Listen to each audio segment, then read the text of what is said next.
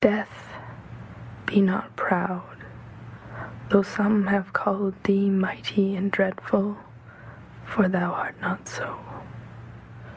For those who now thinks thou dost overthrow, die not, poor death, nor yet canst thou kill me. Thou art slave to fate, chance, kings, and desperate men, and dost with poison, war, and sickness dwell. And poppy or charms can make us sleep as well and better than thy stroke. Why swell'st thou then? One short sleep past, we wake eternally, and death shall be no more. Comma. Death, stay. Thou shalt die. That's what mothers say when their sons and daughters go away. They say, stay. My mother said, go. So I wasn't there. The night she fell out of her wheelchair, so frustrated that she amputated her own legs, rather tried to with a steak knife. Her life leaking on the white floor, blossoming like roses in the snow. Our relationship was an anthem composed of words like, gotta go. So we went and sent our regards on postcards from the places we'd been, with stories about all the things we'd seen. That's how it was with you and I.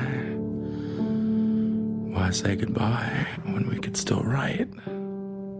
And then it took your hands.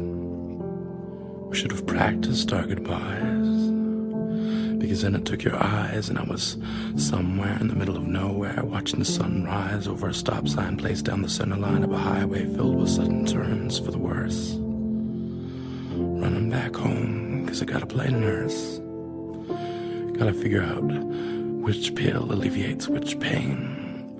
Which part of your brain is being used for a boxing bag as your body became a never-ending game of freeze tag taking place in an empty playground. I was left looking for your limbs, no lost and found, and I couldn't set you free. So we just sat there,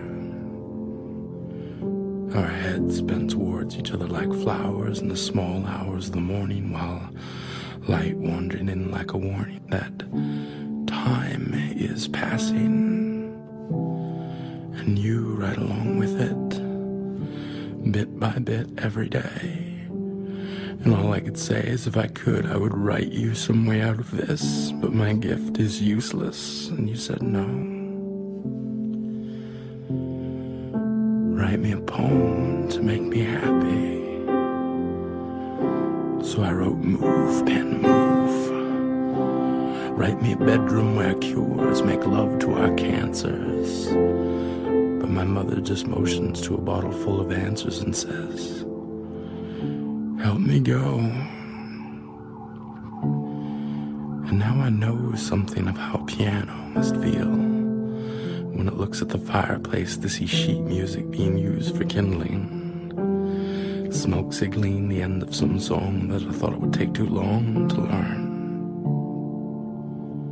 Now I just sit here watching you burn away. All those notes I never had a chance to play to hear the music of what you had to say. But I count out the pills just to see if I can do it.